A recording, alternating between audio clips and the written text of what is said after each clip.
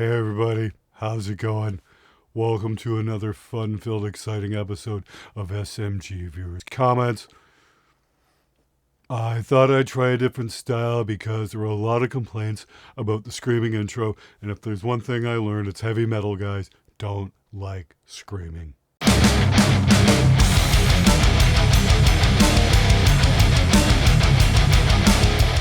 Alright, I thought I'd try up a new different intro because a lot of you guys are like, I don't like the screaming stuff. It's like, I thought you were fucking metal guys! What the hell? Here we are! It's 2022 and that just seems more than a little fucked up. Anyway, here we are. Once again, it's going to be an amazing weekend. Hopefully you're going to have an amazing weekend. Let's get to your comments and questions right now. Gotta hand it to Glenn. Doesn't like the way modern drum programs sound, puts his money where his mouth is, and makes a better product. Well done, sir. Well done, and thanks. Well, hey, man, that's been the thing. I mean, like, 2014, when I really started going hard on the show, that was the thing. Fake drums stood out like a fart in a car. And I mean, like, it's not that I didn't try working with the technology. No. In 2000, I actually had a very, very, very expensive set of Roland V drums. And the drummers would bitch endlessly about having to work on them. They just complain. Oh, the reason I'm not getting a good performance, it's these Roland V drums. Yeah, that's it. It's the V drums' fault. Of course, when I swapped that out and learned how to record real drums and put all this effort and time and money into it, they didn't have that excuse anymore. And turns out the drummers just plain sucked. Anyway, since 2014, here we are 8 years later, the technology has come a long way. That's why we put out Extinction Level Event, because we kind of upped the game in terms of realism when it comes to program drums, especially with the bleed controls and whatnot. And so far the results we've been getting are pretty good. We've heard some on the Monday Night Mix reviews like, damn, that's sounding pretty damn fat. And if you haven't checked it out, I highly recommend you do. It's over at spectredigital.com. It's definitely worth taking a look at if you're doing desktop music production. It can help bring a little bit more of that realism into your programmed drum sound. Just about all songs have an intro. What are you going to do? Just kick the listener in the balls right out of the gate? Leave a little for later. Don't stop writing intros. Just stop writing generic, boring music in general. I just chilled to 23 minutes of Pink Floyd echoes the other day, and none of it was boring. If all you like are 45-second TikTok breakdowns, that's cool, but maybe music really isn't your thing.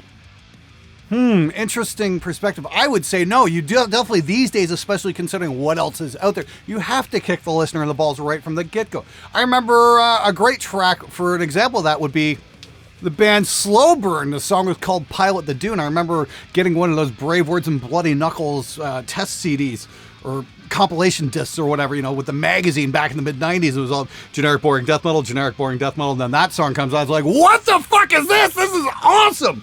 Unfortunately, that band only ever put out like in one EP. It was the original singer from Caius, and it was kind of like a little side project he did. I wish we got to hear more of them because I remember that song just kicked my ass, and I immediately went out and bought that record because it was fucking awesome. It was far too fucking short, in my opinion, and I wonder whatever happened to those guys. If anybody has any information, I'd love to know because I was a big, big, big fan of that record. Anyway, my point being is you reference Pink Floyd, and that's great. The thing is, Pink Floyd were amazing songwriters. You can put on echoes and just be completely swept away by where it goes. I highly recommend watching the Live at Pompeii version. Wow, that is a fucking amazing band who can pull that off with no trickery or computer enhancement or anything like that. Just four guys playing their asses off. I wish we had more of that.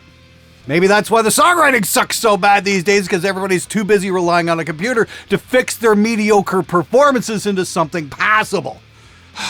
Anyway, I would love to get another Pink Floyd, but I don't think it's going to happen. Not with the deluge of information we have coming at us from all different directions because of the internet. That was the thing. Pink Floyd could happen in the 70s because we were very limited in the forms of entertainment we can get. These days, there's just a mountain of everything coming at us all at once. So you have to compete. Yes, you have to kick the listener in the balls. And I think to ignore that is to invite failure to your musical project.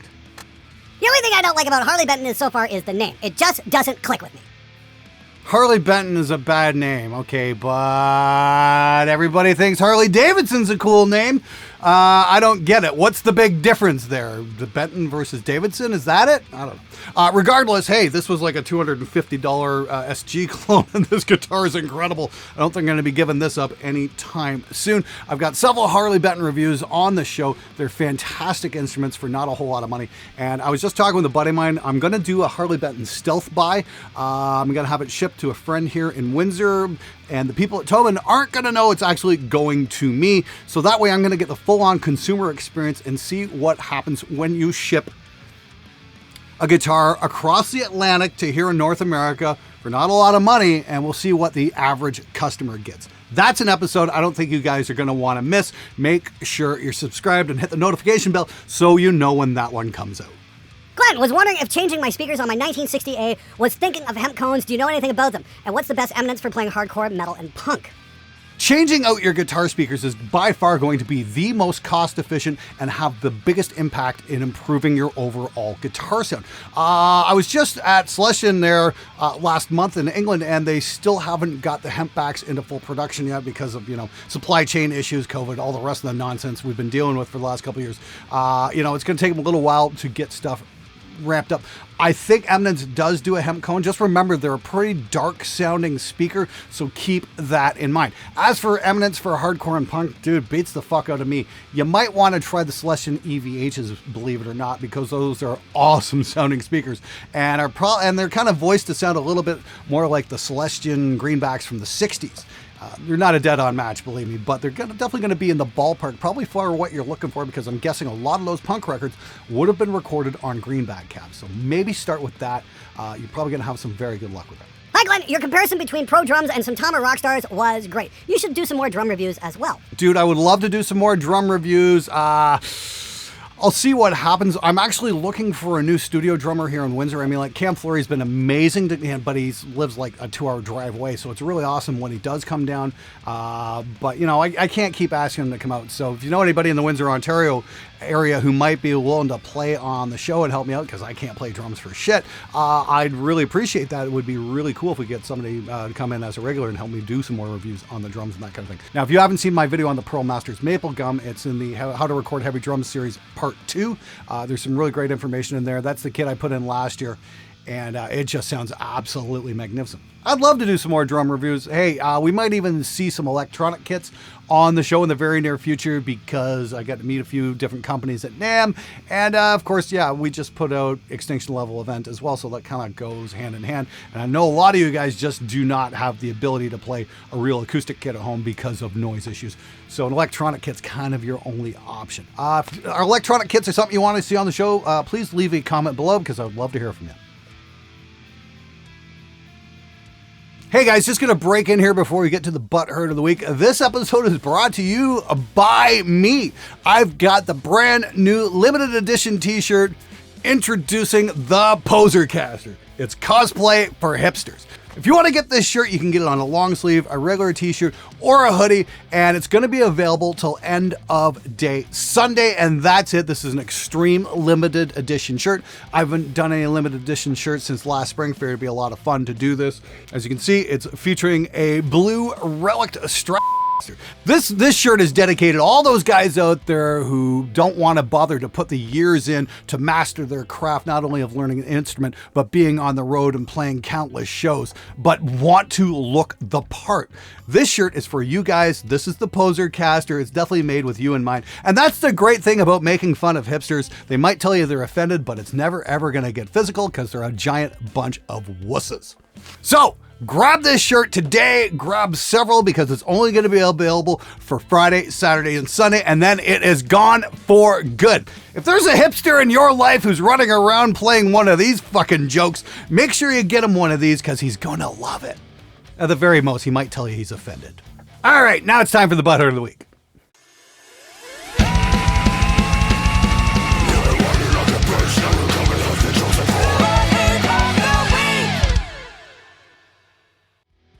also not trying to be that guy, but stop buying Epiphone and Square until they move manufacturing out of China. As long as you keep buying them, they'll be making them there. They need to move to a more ethically and moral country. You cannot bitch about capitalism like Morello and then take part in it to contribute to the problem. That makes you an asshole. They can make a guitar made in America for less than $1,000. They simply choose not to. A guitar made in China is below $200 to manufacture in other countries, but every product does not be 200% to 1,000% markup. Okay, you want to move stuff out of China to a quote-unquote more moral country.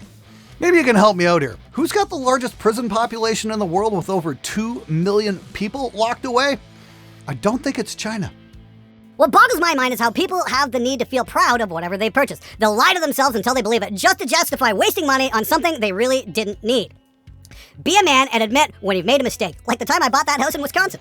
I love my Epiphone, and I'll never buy an American-made Les Paul until they cut the prices in half. This goes for many guitar brands, not picking on Gibson only. Well, hey, thanks, Chucker. Appreciate your reading in, and that's the thing. Yeah, I don't get that either. Ooh, look what I bought. Who gives a fuck? Let's see what you can achieve with it. Go write something amazing if you bought an expensive guitar, because it's not going to make you a better guitar player. It's just for showing off. It's like, ooh, look what I purchased. It's like, I just don't fucking get that at all. Go create something awesome. Be proud of what you can create, not what you can just buy, because that is fucking bullshit. And yes, we've all had regret purchases. That's a video I think I should make at some point. I should ask you guys, we should do a list of like, what's the worst piece of music gear you ever bought and why? I think that might kind of be fun. Maybe we should do that on Discord or something like that. And then we can call that stupid musician purchases or something like that. How many of you guys out there bought a BB Sonic Maximizer back in the day? I know I did. Yeah, wow. That sounded great for about 10 seconds. Then you realize, this kind of sounds like shit now, doesn't it? As for Gibson cutting their prices in half, yeah, that's not going to happen. It was hilarious. When I was in the UK, I went to go visit Guitar in Camden Market in London. Beautiful store. And it was hilarious, because they had like a $7,000 Gibson Flying V. Ooh, excuse me, 7,000 pound Gibson Flying V sitting there. It was either a guitar or it was a music store in Cologne. Correct me if I'm wrong. But it was like a 7,000 euro or pound guitar and it had a crack in the finish exactly in the same spot that the Mustaine V did. I'm like, this is a bug, not a feature. And if it's got cracked like that, why the fuck are you charging that much money for it? Holy fuck. I just don't understand that at all. $7,000 for a flawed finish. Yeah. Fuck that noise. At this point, I don't know whether I'm watching SMG viewers' comments for the advice or for the Butthurt Gibson fans. Why not both? Why not Zoidberg? Apologies for spaffing your comments, but for what it's worth, I found your channel 5 years ago when looking for help with compression. I'm not a diehard metal fan. The reason I come back for VCs every week is because the show is entertaining. For any potential YouTubers out there, that's rule number 1. Something you rarely allude to is that the production is brilliant, well-lit, scripted, filmed, concise, etc. Almost like you put in the hours to hone your craft. I obviously can't be arsed, so fuck you, Glenn. Well, I appreciate you coming back week after week. Yeah, that's the thing. I mean, it's like anything. You got to put time in. I look back at how I started this show. I didn't even have a teleprompter. I had a script, and I was looking at the camera, and then I'd read a couple lines off a laptop, and then look back here, and just back and forth. And then eventually I built my own, teleprompter out of a picture frame and some pencils just to hold it on an angle. Then eventually I broke down and bought a proper teleprompter. But most of my shows these days are just ad-lib. Like viewers' comments, I actually the first couple I used to write a script for the replies, and it turns out you guys liked the ad-libbed and, just off-the-cuff remarks a whole lot more, and it allows me to do a lot more of those, because those used to be just like every 2-3 weeks or something like that.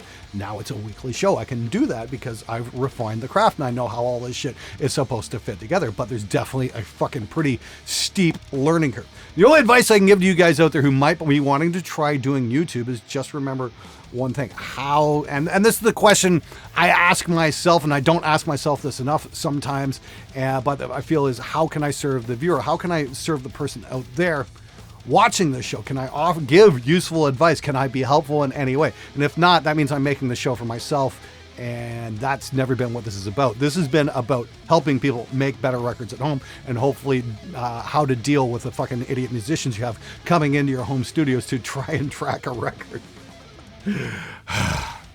As I said years ago, this job would be perfect if it weren't for the musicians. People each YouTube channels for 3 reasons: information, entertainment, or because they like or identify with the presenters. I haven't picked up my guitar in over a year, but I still watch this channel every week for my own combination of those 3 reasons. Fuck the haters. Hey, Sean Cooper, thanks so much for writing in. Thanks for coming back. The only thing I could advise you there is, you're not going to regret picking your guitar up unless you've got some kind of a wrist injury. There is no excuse for not practicing. So please pick up your guitar, get back into it. You know what? And if you aren't doing it to be in a band or anything like that, just do it because you enjoy it. Because life's too short to sit around going, I wish I'd done that. Please make more fun of Gibson. I feel like a tool that I was brainwashed by them for so many years. At least I learned my lesson after 37 times. Glad I made money on all the ones I sold off. Wondering if that makes me as bad as Gibson for selling overpriced junk for a profit? Now I have loads of cash to buy quality Schecters, ESP, LTD, etc. I'm actually wondering how well the new BC Rich with the set neck through guitars are. Anyone know if they're any better quality these days? Anyhow, Glenn, please keep telling the truth about Gibson. I personally think it's funny how butthurt people are getting over it. I wish you could do a Gibson guitar review every week until people understand what is being sold to them. Who knows? Maybe after 100 or so Gibson reviews, you might actually find a good one. Might be a bit like trying to find a unicorn, though. I guess it would not matter if you found a good one or not, it would still be overpriced. Thanks for trying to wake people up from the Gibson scam. Hey, Kirk, thanks for writing in. Yeah, that's the thing. I'm just referencing back to that Mustaine review. You know, I got that, pulled it out, and I was genuinely very angry with what I got for how much I've been charged. I felt like I was ripped off.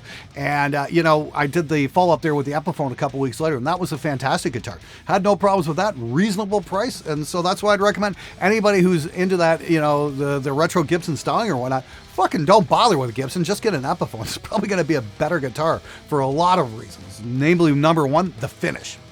But I always come back on this. You know, the last thing you should be worried about is the name on the headstock. Is it a good guitar for you? That is the only question you need to ask yourself. Is this guitar going to impress my friends? I mean, like, seriously, if that is what you're worried about, you're playing the wrong fucking instrument. You're just playing with yourself. I cured my depression by buying a Porsche. True story. Impossible to feel sad driving one. Might be impossible to feel depressed, but boy, you're sure gonna feel broke. Enjoy those insurance bills. Glenn, just to add to the compliments, I know you get so many. Thanks for your honesty and integrity. I bought the Epiphone Prophecy Flying V on the back of your review. Really impressed. The only problem is now I want the Solar V. Well, hey dude, I'm glad you're enjoying that. I thought that was a fabulous guitar, and yeah. Ooh, it's red, it plays beautiful, and it's awesome. I absolutely love this freaking Solar. I love the balance, I love the bevels, I like the playability. It sits really nice for a V as well. Yeah, just a phenomenal guitar. You've been seeing it on the show an awful lot, and there's a very good reason for it. This is one of my favorite guitars as of late. That and the LTD Arrow. What the fuck was that? But just to be very clear here, guys, Fearless Gear Reviews has always been non-corporate funded. That's independently funded by Monday Mix Reviews. So I make that show happen with your help. So if you want to get some help in mixing and whatnot, hang out on Mondays and send me a song, and I put the money right back into the show. And that allows me to do real, honest-to-goodness reviews without any corporate fuckery whatsoever. This is far and away better than anything on Get Good and Slate Drums. But we did the best we could with it. Glad you're enjoying it, man. Don't take my word for it that it's awesome. Check it out for yourself. what happened to Stupid Musician Text? Did the musicians stop being stupid? Yeah, like that's ever gonna happen. I could really love to see a comeback of that series with your newfound levels of savagery. Because keep up being a child in an adult's body, because growing old is mandatory, but growing up isn't. And a big fuck you, Glenn, from Denmark. Hey Renee, thanks for asking. You know, I love Stupid Musician Text, but it seems like the show might have run its course. I mean, that's a great thing. When it came out, it was new, fresh, and exciting. And then after, 24 episodes, it's like kind of see the same jokes being made over and over again. I might do another episode at some point, but it's certainly not going to be a regular thing on the show. Yeah, musicians are still stupid, but again, it's the same mistakes being made over and over and over endlessly. So unless I can figure out another angle to do it, I'm not sure what we're going to be doing. But then again, maybe I should do a little takeoff on that and call that Stupid Musician Purchases, where we can all talk about the shit gear we bought one time. Once again, if that's an episode you'd like to see, I'd love to hear from you. Please leave a comment below. It must be the speakers you're using. Your video here sounds way better than when I tried it out at Guitar Center using the iconic cabinet. Hey Scott, thanks for writing in. Thanks for being a member of the show. Really appreciate it, dude. And yes, it all comes down to the speaker. Everybody was complaining about the 5150 iconic. That's what the video that Scott was referencing there. It all comes down to the speakers that the amp is paired with. And yes, if the cabinet's no good, then the amp is going to be no good. That's why the original 5150, when it came out with those PV shitfields, not many people were so impressed until they started putting them in good cabinets with good speakers, because the original PV shitfields were just fucking terrible. Word to the wise, don't go to the guy with hearing problems to ask him to tune your speakers to his signature sound. Chances are you're going to wind up with something like the PV shitfield. They're fucking terrible. All due respect to Eddie Van Halen, but dude, standing in front of all those Marshalls at that volume for that many years, yeah, it's going to have an effect on your hearing. Please, guys, wear hearing protection. That should be a testament to that. So, yes, the 5150 iconic, great sounding amp, not so great sounding cabinet. So as long as you pair it up with something good, like even a Harley Benton Vintage 30 cab, it's going to sound infinitely better than the piece of shit that they're shipping it with. Hey Glenn, could you make a video on how to prepare your video files for professional editing? Recently I got to edit a music video and all the files were straight on the camera with literally no explanation of what goes where. I know this is a bit off your usual top of music production, but I'm sure many of us would find it useful. That might be something I can do, but I don't edit very many music videos, but at least telling people what is on what shot might be a real fucking good idea before you hand it off to an editor. You know, at least fucking number them sequentially so you know what's drums, what's guitars, what's close-ups, what's story shots, all that kind of stuff. I mean, yeah, not labeling your shots is just a fucking dick move to whoever you're going to be handing it off to. I'm like, seriously, smarten the fuck up. Hi Glenn, finished audio school last year, started in 2017. They pushed Pro Tools on us from day one. I'm a Logic user. Who gives a fuck what graphics your software has? It all sounds the same. Yeah, I'd agree with that. Oh, Pro Tools is the industry standard. Maybe that was true 10 years ago. These days, who gives a fuck? Honestly, who gives a fuck what the industry wants? I mean, like, yeah, the labels that scam fucking musicians out of their earnings, you really want to do business with those people? Seriously? I highly recommend going the independent production route and then putting your stuff out on DistroKid because at least they won't scam you out of your earnings. Dude, who the actual fuck possessed you in this video? Your playing has improved outstandingly. My jaw dropped on your leads. Lol, couldn't do that shit if I tried. Granted, I've been a rhythm player for at least 20 years, but still. Oh, thank you very much. It's just been a lot of practice, and there are 3 fundamental techniques I learned to make me a better guitar player. In fact, I did put a video out on that subject called How I Got Better on Guitar. I'm going to have a link for that in just a sec. Just want to remind you guys before we go, yeah, don't forget the Posercaster shirt is on sale for today, tomorrow, and Sunday, and that is it. Then it is gone for good. So buy one for yourself or buy one for the lame-ass hipster in your life who thinks playing a overpriced relic guitar is going to make him cool. Anyway, yeah, if you want to see how I got better on guitar, please check out this video here. Hopefully you'll find it helpful. It's those techniques I learned have definitely helped my playing quite a bit, and you guys have certainly noticed. Thanks again for your support, and please check out the video. Hopefully it'll help some of you guys with your playing as well.